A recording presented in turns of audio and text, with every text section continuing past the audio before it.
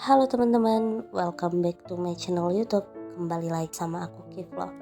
Oke teman-teman, terima kasih buat kalian yang udah lihat part satunya. Dan kita lanjutkan lagi ya untuk cerita sesajennya.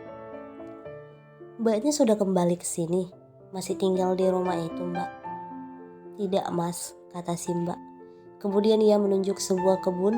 Di sana banyak pohon besar, mulai dari pohon mangga sampai jambu yang masih ada di tanah milik keluarga Cipto.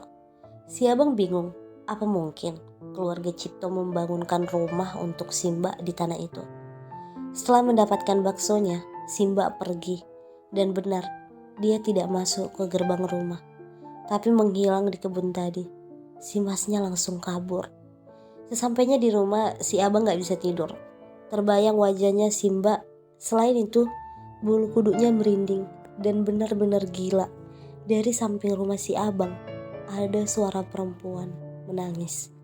Namun si abang tidak berani memeriksa. Ia terus berdoa dan berdoa sampai tertidur. Siang hari setelah kulakan bahan untuk bakso nanti malam, si abang penasaran. Kemudian ia tidak sengaja lewat jalan itu. Tanpa pikir panjang, ia parkirkan sepeda ontelnya lalu masuk ke kebun itu. Di sana rupanya hanya ada pohon-pohon yang ditanam campur aduk. Tidak ada apa-apa.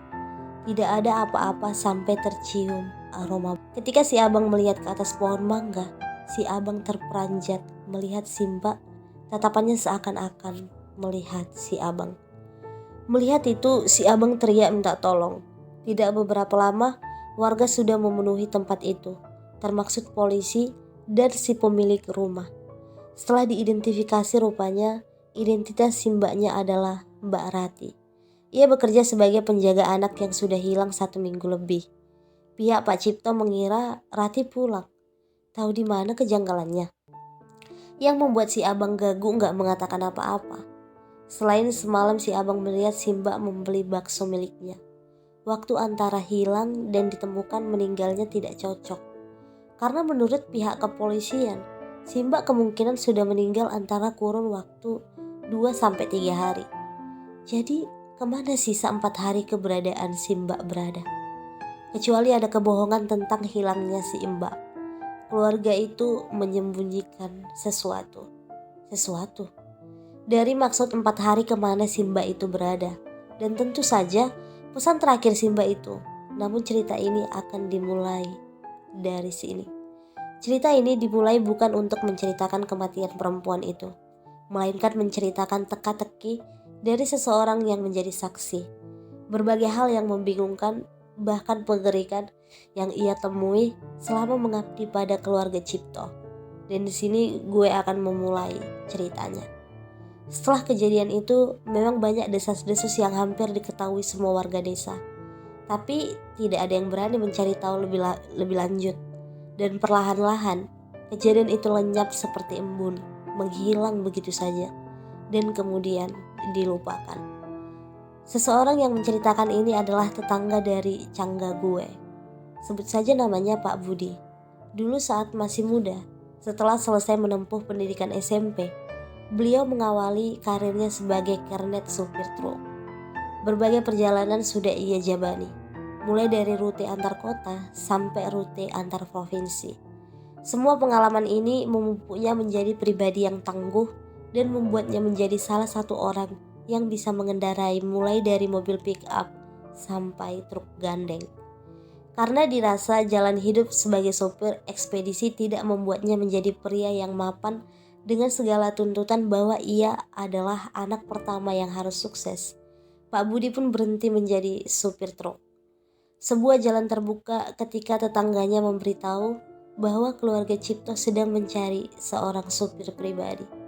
Sebuah tahu siapa keluarga Cipto.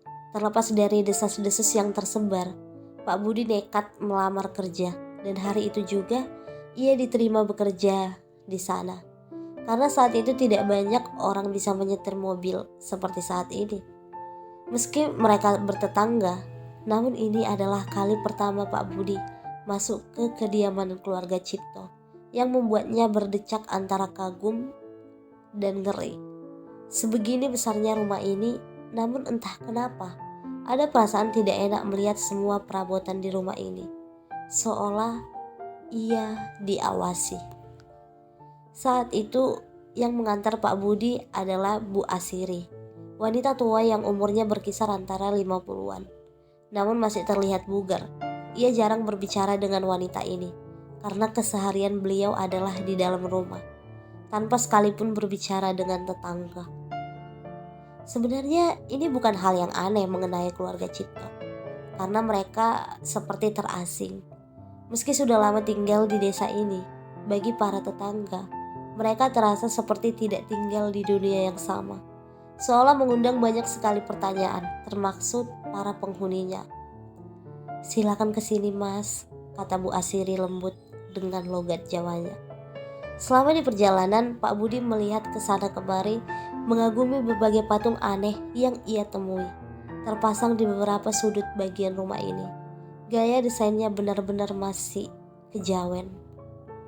Saat itulah ketika Pak Budi menikmati pemandangan itu, matanya teralihkan pada sebuah pemandangan mencengangkan. Di ujung matanya ia melihat seorang anak kecil seusia adiknya sedang duduk di tepi kolam ikan.